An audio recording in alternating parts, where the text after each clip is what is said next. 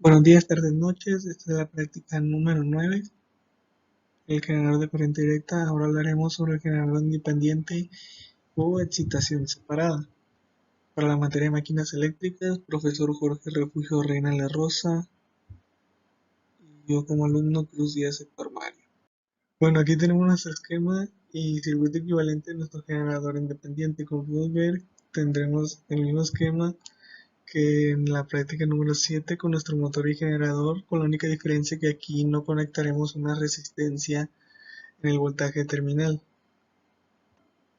Bueno, abajo tenemos el circuito equivalente del generador independiente, también conocido como excitación separada. ¿Por qué es esto? Como se puede ver aquí en el medio, pues ambos circuitos están separados, no está conectado uno con el otro. Al principio tendremos un voltaje variable F que estará conectado a nuestra resistencia RF, y aquí tendremos nuestra corriente de campo, que cuando este campo que se encuentra del lado izquierdo es el que excitará o le dará voltaje al circuito que se encuentra del lado derecho, que es donde se encuentra nuestro generador EA.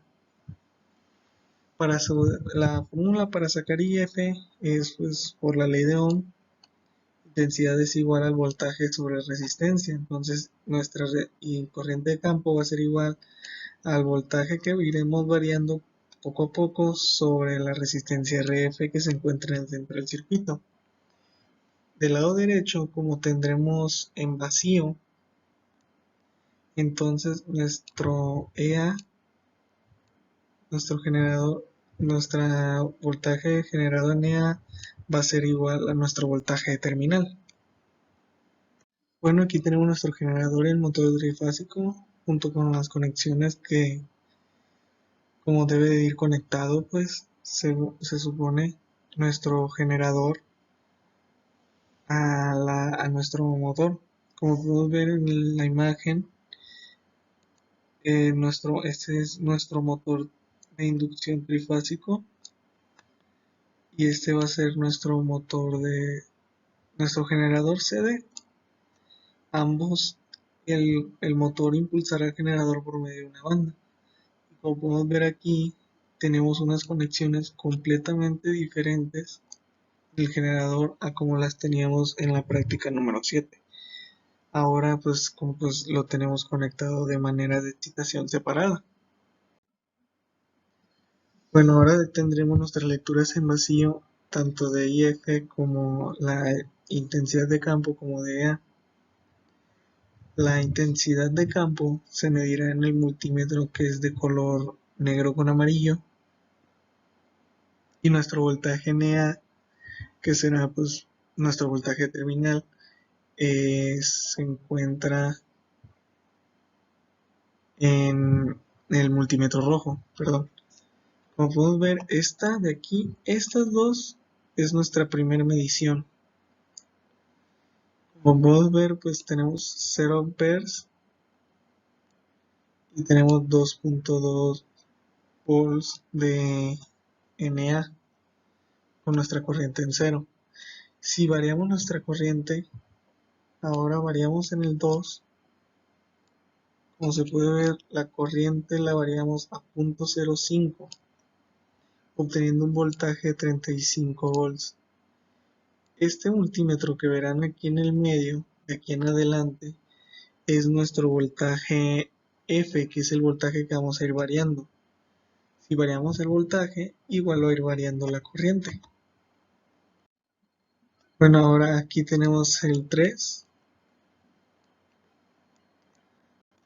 Ahora tenemos en nuestra corriente IF 0.1 volt, 0.1 ampere, perdón, con 67 volts NA.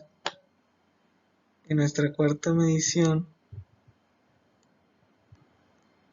tendremos 0.15 amperes de corriente de campo con un voltaje de 90 NA.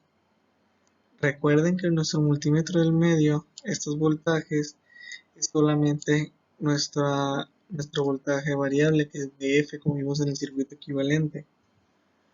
En este momento no le estoy poniendo mucha atención porque los que más nos importan son el multímetro de la corriente que se encuentran del lado izquierdo, que son los que voy marcando, este de aquí y este de acá, y nuestro voltaje EA, que es en el multímetro rojo, ese no hay pierde. Ahora tenemos nuestra quinta y sexta medición. En nuestra quinta medición subimos la corriente a 0.2 amperes y nuestro voltaje subió a 107.7 volts. Después en nuestra medición 6 subimos la corriente a 0.3 amperes y nuestro voltaje subió a 128 volts.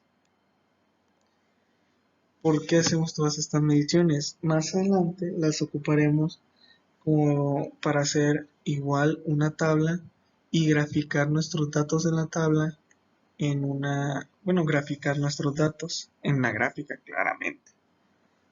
Igual como lo hicimos en la práctica 7 para ver cómo se comporta nuestro generador independiente. Esta es nuestra medición 7, es nuestra última medición, que lo subimos a 0.4 amperes y tuvimos un voltaje de 140 volts. Aquí ya tenemos nuestra tabla gráfica de la curva de magnetización. En la corriente de campo se encontrará nuestro eje X y nuestro voltaje A se encontrará en el eje Y.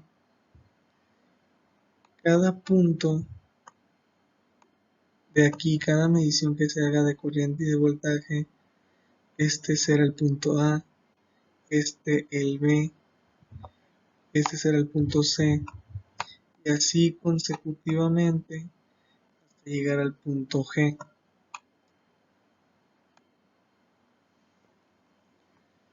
Como se puede ver en el comportamiento de la curva, tenemos primero un movimiento lineal, que de repente se va haciendo curvo debido a que nuestro generador empieza a tener una saturación.